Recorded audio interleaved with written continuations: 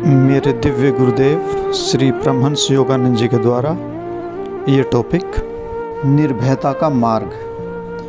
क्या आप कभी सोचते हैं कि आपको परिस्थितियों के द्वारा पूर्णतः अव्यवस्थित व परेशान किया गया या बलहीन कर दिया गया है? ऐसे विचारों को बाहर निकाल दें। आपके पास शक्ति है, आप इसका प्रयोग नहीं करते। आपके पास वह सारी पावर है जिसकी आपको आवश्यकता है। मन की पावर की अपेक्षा अन्य कुछ भी बड़ा नहीं है। यह विश्लेषण करना कितना आवश्यक है कि आप एक ही विशेष ढंग से क्यों आचरण करते हैं। कुछ लोग भय से परेशान होते हैं। उन्होंने इसे अपनी पुरानी आदत बना लिया है। वे भय का प्रतिदिन पोषण करते हैं और इसलिए उनके दिन चिंताएं और परेशानी से दुखमय हो गए हैं। इसका क्या तर्क है? किसी दिन हम सबको मर जाना है। ऐसा केवल एक बार ही होता है और जब यह होता है तो इसके साथ सब समाप्त हो जाता है। तब इससे भयभीत क्यों हो? प्रतिदिन भय से क्यों मरे? जब आप स्पष्ट रूप से तर्क करना सीख लेते हैं तो आप पाते हैं कि आपके प्रतिदिन की मनोवृत्तियों और कार्यों में अनेक मूर्खतापूर्ण कार्य हैं जो अप्रसन्नता वे उत्पन्न करते हैं। वह पूर्णतः अनावश्यक है, उसकी कोई ज़रूरत नहीं।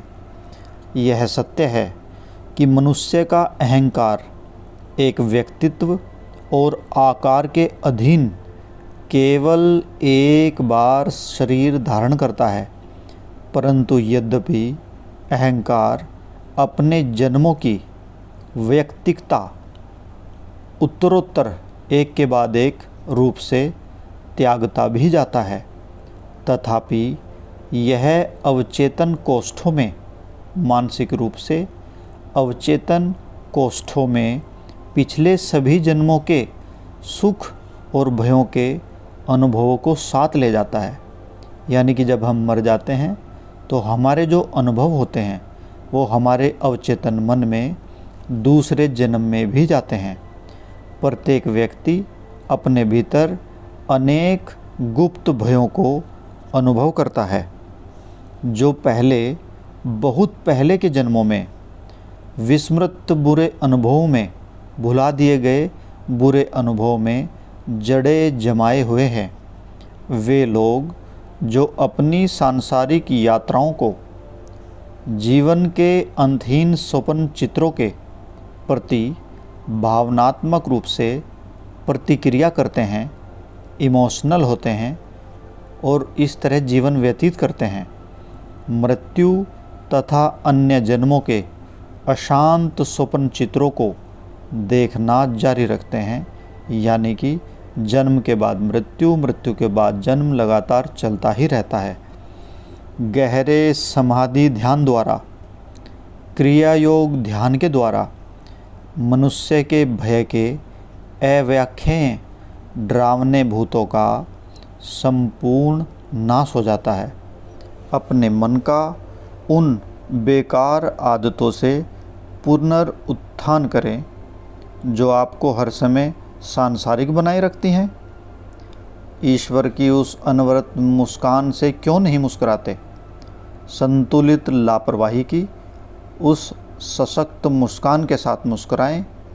उस लाखों डॉलर की मुस्कान के साथ मुस्कुराइए जिसे आप अपने भीतर छिपाए रखते हैं।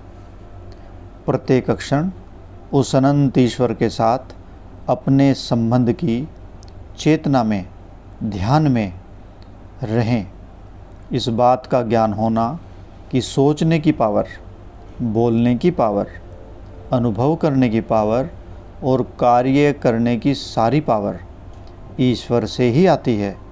और यह भी याद रखें कि वे हमें प्रेरित करते हुए और हमारा मार्गदर्शन करते हुए सदैव हमारे साथ हैं, ऐसा बारंबार याद करें।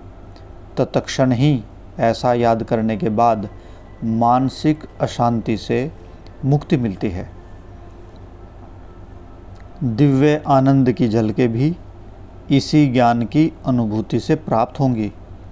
कभी कभी एक गहन प्रकाश व्यक्तित्व के अस्तित्व को, हमारे अपने पर्सनैलिटी को, हमारे अपने व्यक्तित्व को, अस्तित्व को इस प्रकार भर देगा कि भय के विचार हमारे मन से निकल जाएंगे। सागर की भांति ईश्वर की पावर हृदय में एक शोधक बाड़की जैसे समाविष्ट हो जाती है, जो भ्रामक संशय, घबराहट और भय रूपी सारे अवरोधों को बहा ले जाती है।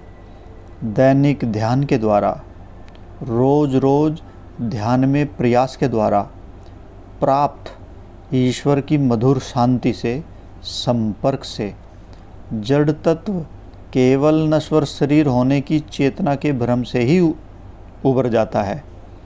तब आप जानते हैं कि यह शरीर ईश्वर के ब्रह्मांडीय सागर में ऊर्जा का एक छोटा सा बुलबुला मात्र है। ईश्वर ने हमें इस तरह ठोस पदार्थों में ढककर शरीर रूपी भौतिक बल्ब में बहती हुई जीवन की धारा के साथ ऊर्जा का देवदूत बनाया है। परंतु अब हम बल्ब की निर्बलताओं, यानी कि शरीर की निर्बलताओं और अक्षण भंगुरता पर एकाग्र हो रहे हैं तथा इस परिवर्तनशील शरीर के भीतर शाश्वत जीवन ऊर्जा के अमर अविनाशी गुणों को भूल चुके हैं। आप केवल यह स्वप्न देख रहे हैं कि आपके पास एक शरीर जो हाड़ और मांस का है वो है।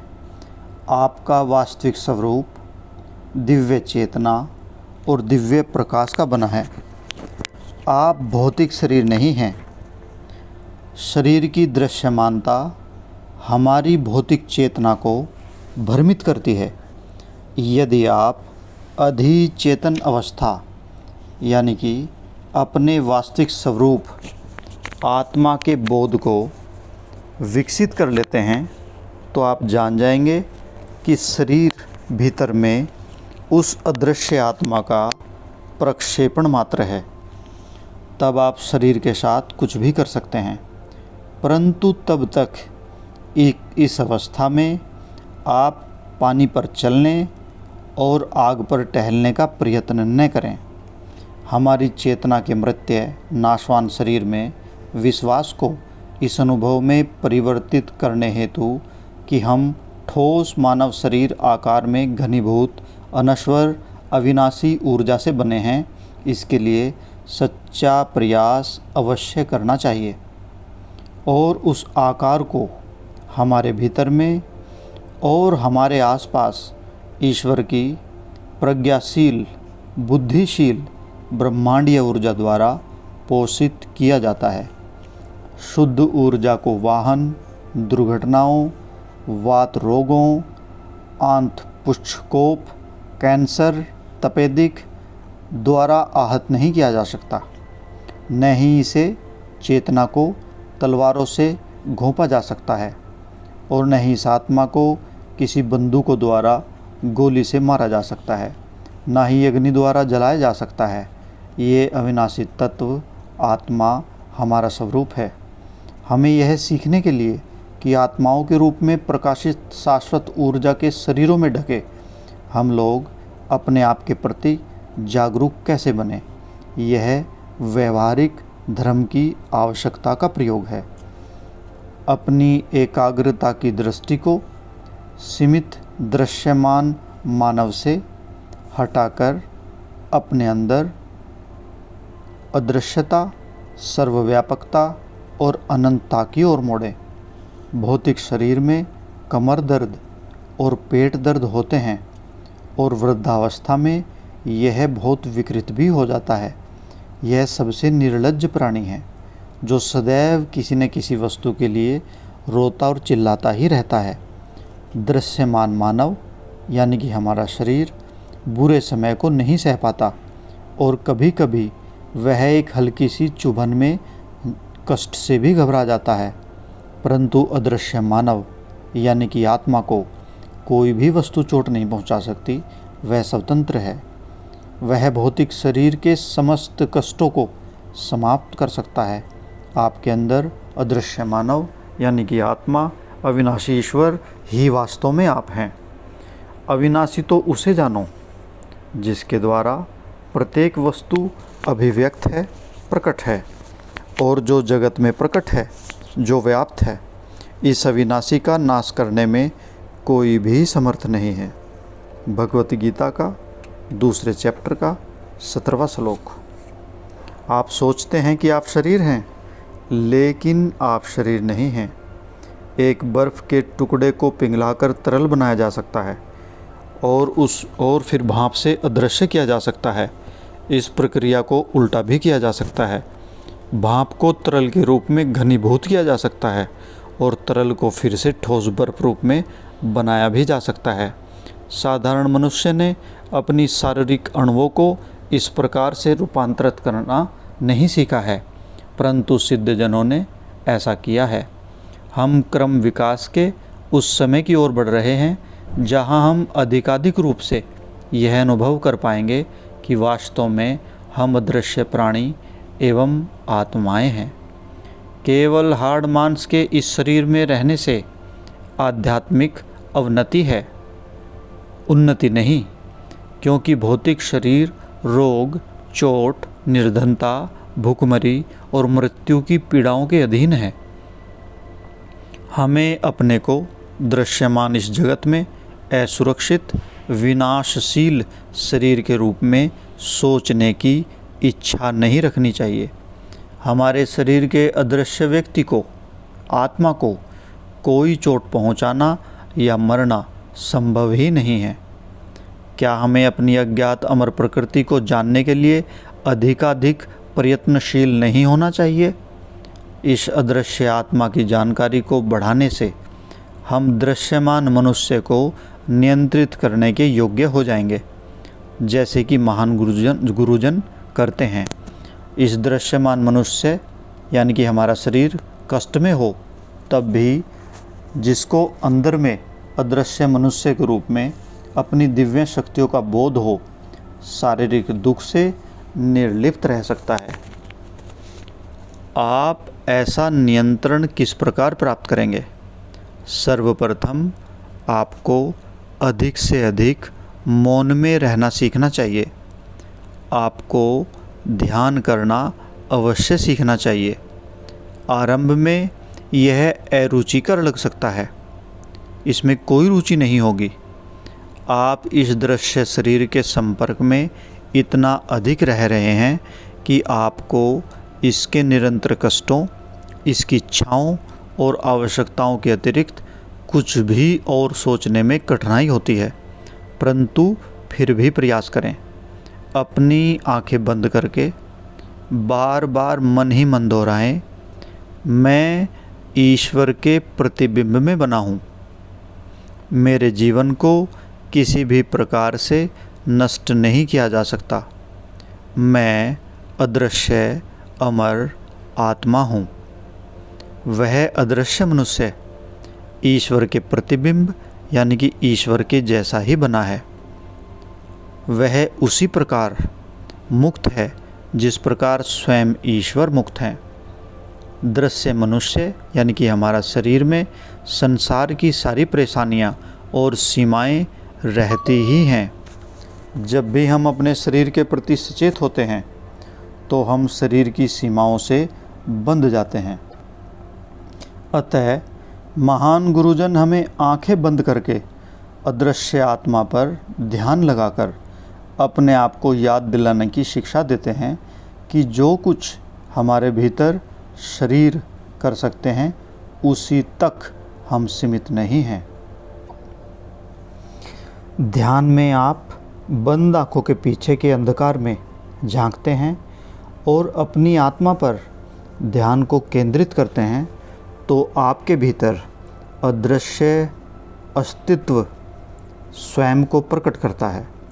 गुरु प्रदत्त वैज्ञानिक ध्यान की प्रविधियों के द्वारा अपने विचारों पर नियंत्रण करना तथा मन को अंतर्मुखी करना सीखकर आप धीरे धीरे आध्यात्मिक रूप से उन्नति करेंगे। आपके ध्यान गहरे होते जाएंगे। आपका अदृश्य अस्तित्व, जो आपके भीतर ईश्वर का प्रतिबिंब आत्मा है, आपके लिए वास्तविक हो जाएगा। आत्म साक्षात्कार की इस आनंदपूर्ण जागृति में सीमित शारीरिक चेतना, जो इतनी वास्तविक थी, वो अवास्तविक हो जाती है और आप जान जाते हैं कि आप अपनी सच्ची अजेय आत्मा और उसकी ईश्वर के साथ एकता को पा चुके हैं। ईश्वर तक पहुंचने का सर्वोच्च प्रयास करें। मैं आपको व्यवहारिक सत्य, व्यवहारिक समझ बता रहा हूं और आपको एक फिलॉसफी दर्शन दे रहा हूं, जो आपकी आघात पहुंचने की चेतना को दूर हटा देगा। किसी वस्तु से भयभीत न हों। गहराई से और निष्ठापूर्वक ध्यान करें और किसी दिन आप ईश्वर के साथ समाधि में जागृत होंगे और देखेंगे कि यह कितना मूर्खतापूर्ण है कि लोग सोचते हैं कि वे कष्ट भोग रहे हैं। आप और मैं तथा वे सब सिर्फ शुद्ध ब्रह्म हैं। हे सर्वव्यापक ईश्वर, जब युद्ध के बादल गैस और आग की वर्षा करें तो आप मेरे बम रक्षक बन जाएं। जीवन और मृत्यु में, बीमारी, अकाल, महामारी अथवा निर्धनता में मैं सदैव आपको पकड़े रहूं। यह अनुभव करने में मेरी सहायता करें कि बचपन, यौवन, आयु तथा सांसारिक हलचलों से मैं अस्पर्शित, मैं अमर आत्मा हूँ। जय गुरु जी।